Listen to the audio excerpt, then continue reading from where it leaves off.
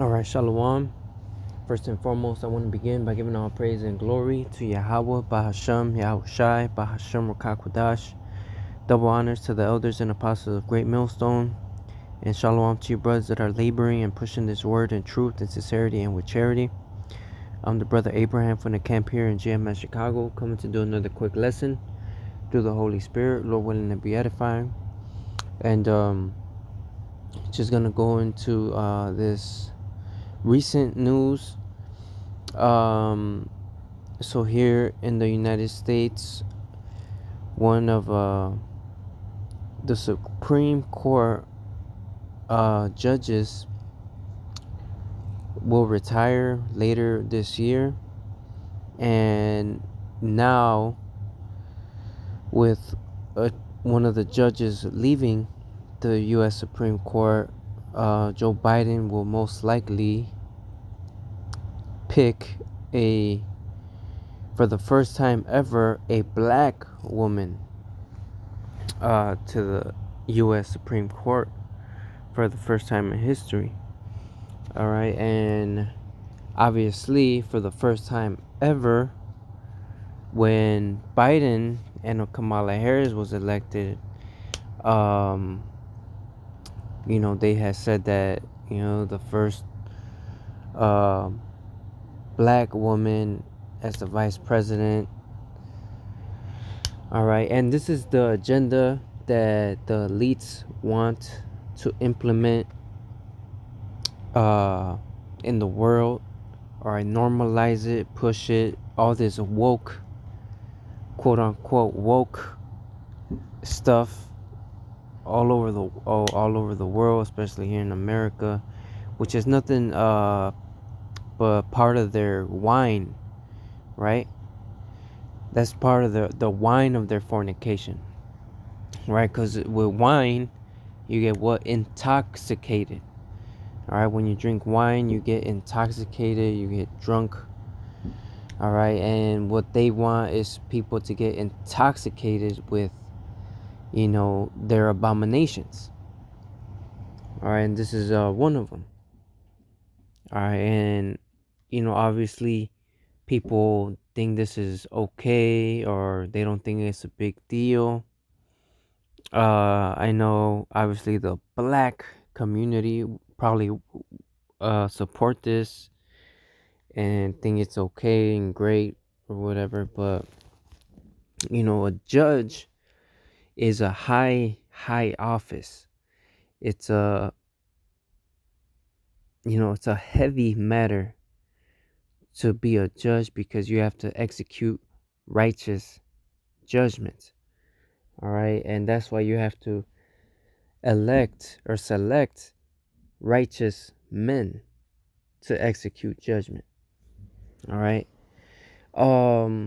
because in the scriptures, it kind of all started with Moses. He kind of organized the judicial system, I guess, in Israel, right? And we'll go ahead and get that, because it goes in on how they selected these men to judge the matters.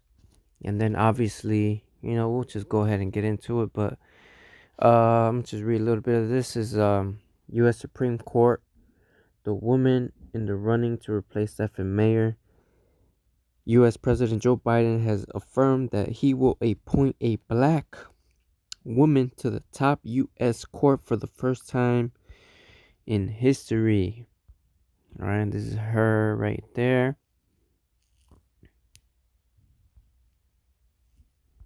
Okay. And then obviously he just start talking about her and her accolades or whatnot. Alright, but that's not important. And this woman, she's also in the Supreme Court, but she's a tear. Her mother is a Jake, but she had an Edomite father, a Jewish father.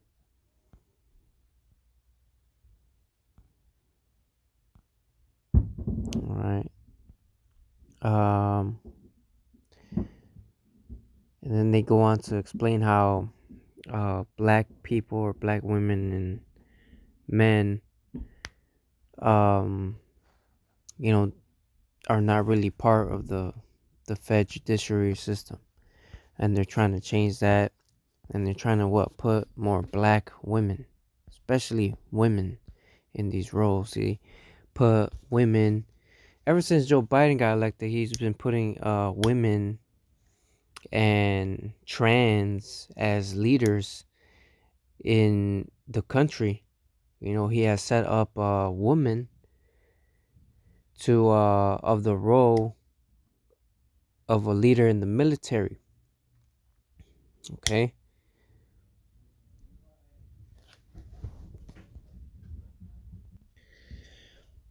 And he had also set up a transformer, one of the transformers as the head of the Department of Health. Okay. Go over there. Go over there. Go. It's like it's my dog. Um but you see what he is doing with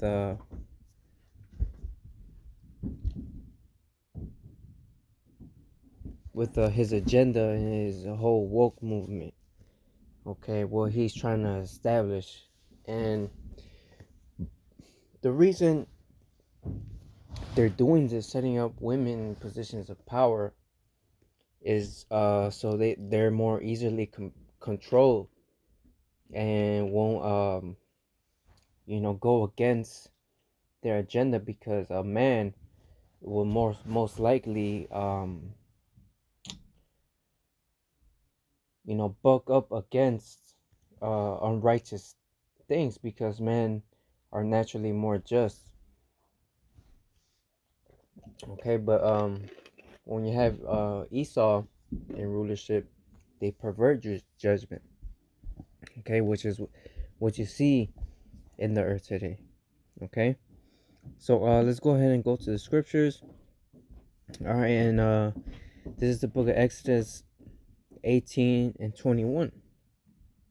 All right, now after the exodus from Egypt, Moses, upon the advice of Jethro, his father-in-law, right, he organized the nation into groups of thousands, hundreds, fifties, and tens, right? Because Jethro saw Moses judging all the affairs of the people, right, from day until night. And Jethro was like, bro, you're gonna burn yourself out doing all this. Grab. Here, I'm gonna go ahead and read it. Exodus 18 and 21. Moreover, thou shalt provide out of all the people able men, such as fear God, men of truth, hating covetousness, and place such over them to be rulers of thousands, and rulers of hundreds, and rulers of fifties, and rulers of tens. And let them judge the people at all seasons. And it shall be that every great matter they shall bring unto thee, but every small matter they shall judge, so it shall be easier for thyself, and they shall bear the burden with thee. So now let's get that word judge.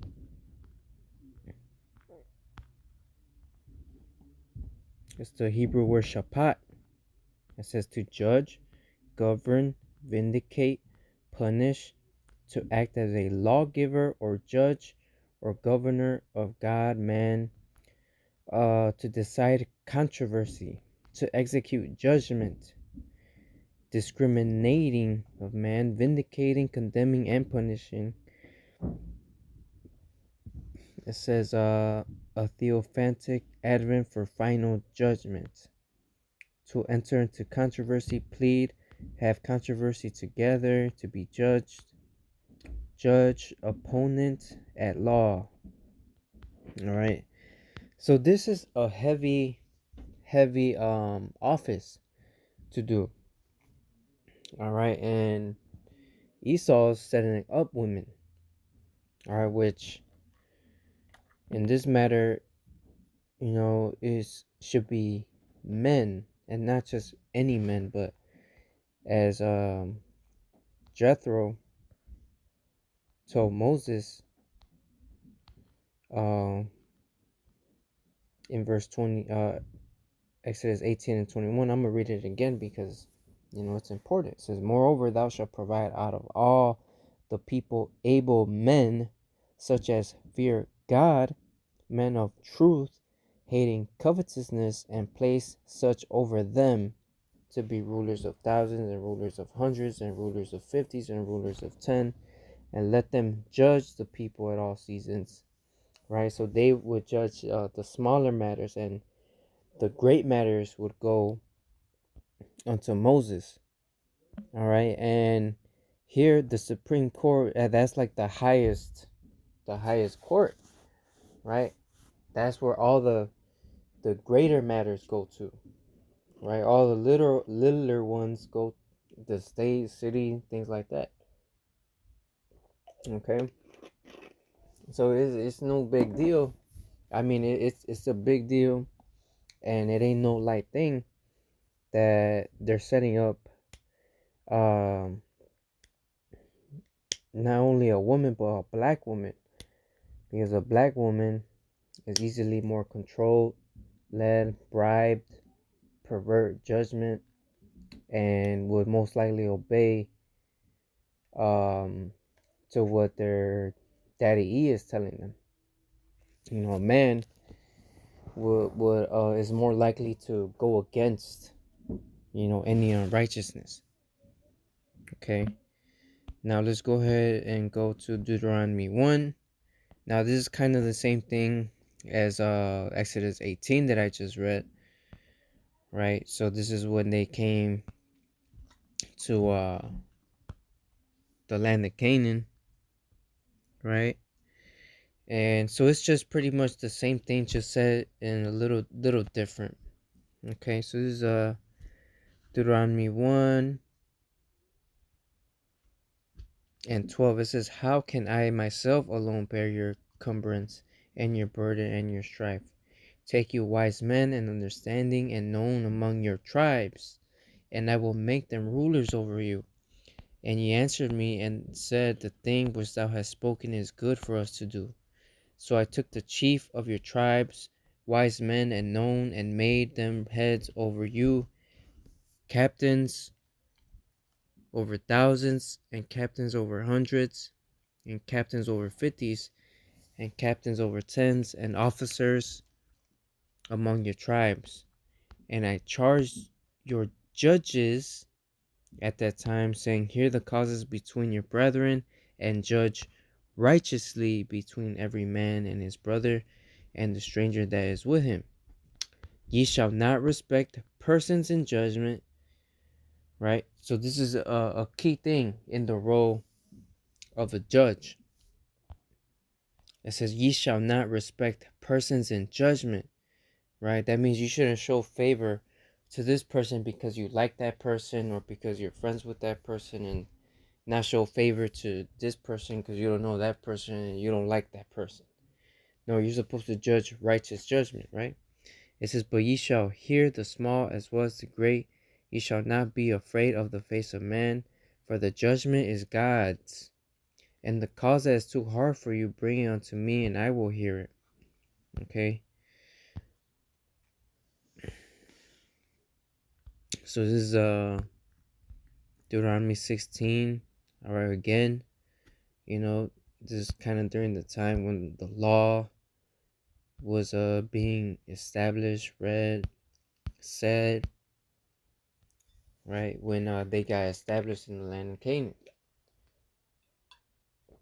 So this is Deuteronomy 16 and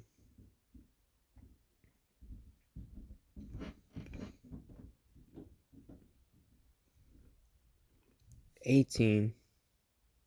It says, "Judges and officers shalt thou make thee in all thy gates, or in the entering of the cities, which the Lord thy God giveth thee throughout thy tribes, and they shall judge the people with just judgment.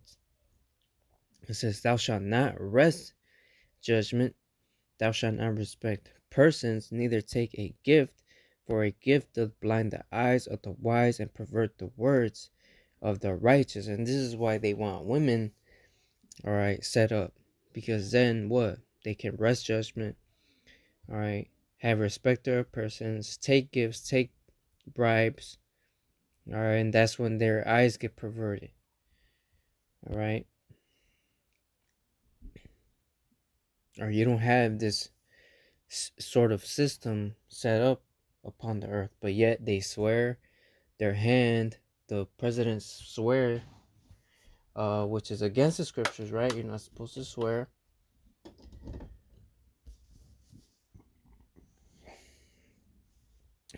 Right? And they swear their hand on this Bible, and they also declare this the law of the land, which they don't do nothing according to the law.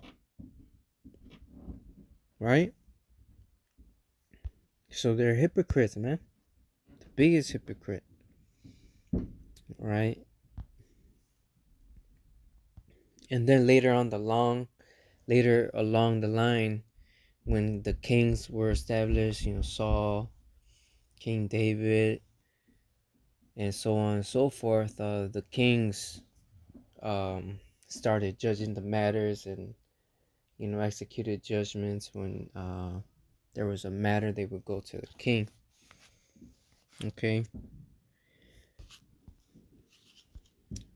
Because this is kind of what you see going on now, right?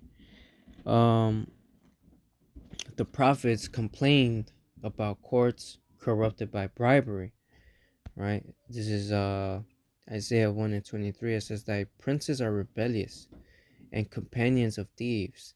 Everyone loveth gifts and followeth after rewards.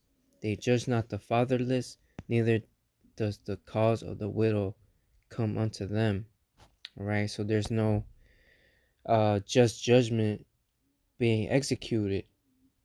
All right, and this was among Israel at that time. All right, and how much more now? All right, everyone loves gifts. That means they love taking the bribes. Right? They do it for a reward. They don't judge the poor, the needy, the fatherless, the ones that need to be supported. Okay? And what I wanted to show you guys is this video of Aaron Russo, which was he was involved with the Rockefellers, and I'm just go ahead and let him say what he said concerning women's liberation and why it was created. Okay. Well, one of the things they told me was that we was at the house one night, and we were talking, and he started laughing. He said, Aaron, what do you think women's liberation was about? And I said, I had pretty conventional thinking about it at that point. I said, I think it's about women having the right to work, getting equal pay with men, just like they won the right to vote. And he started to laugh. He said, you're an idiot. And I said, why am I an idiot? He said, let me tell you what that was about. We, the Rockefellers, funded that. We funded Women's Lib, and we're the ones who got all over the newspapers and television, the Rockefeller Foundation. He says, and you want to know why? He said, there were two primary reasons.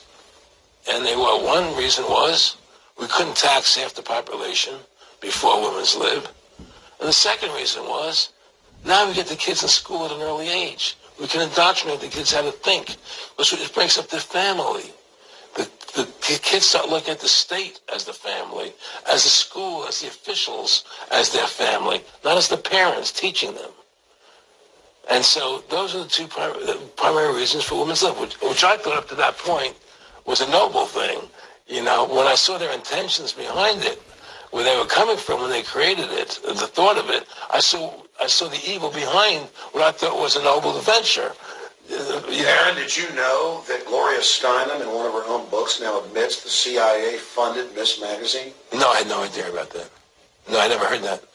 We're going The to CIA funded Ms. Magazine? funded Ms. Magazine with the stated goal of taxing women and breaking up the family. No kidding. I never heard that. Well, Nick told me. I mean, I know it, but not because I know the CIA was involved in it. Well, Gloria Steinem was proud of it. Oh, the CIA wanted to help me help women. No kidding. So they funded it. Yeah, and of course it's divide and conquer.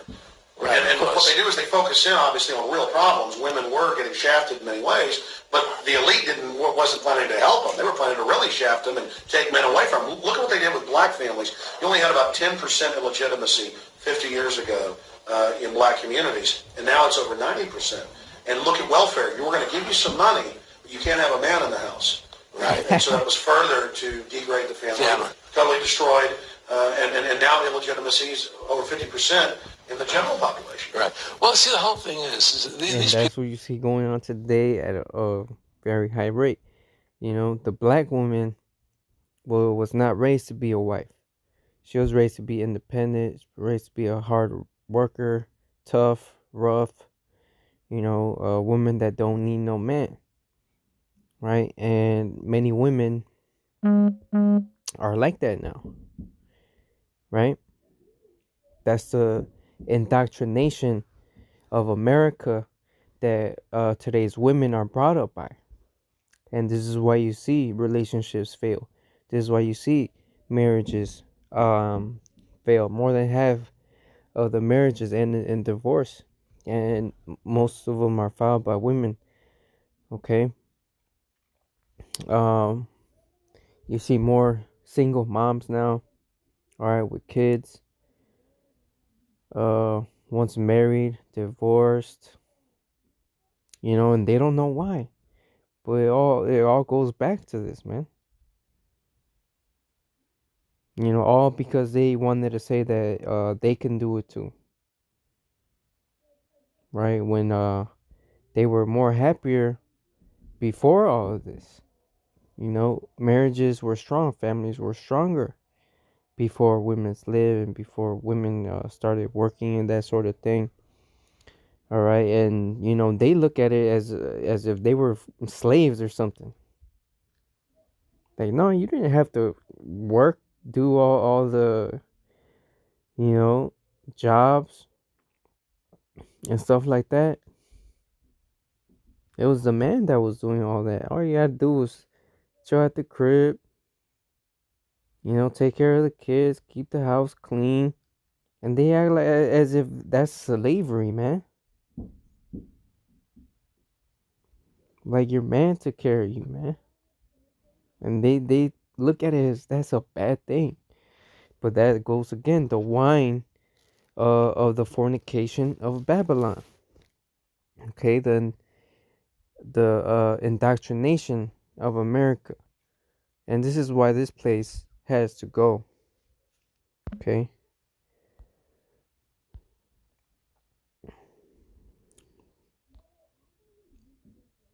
This is one more. This is Micah 3:11.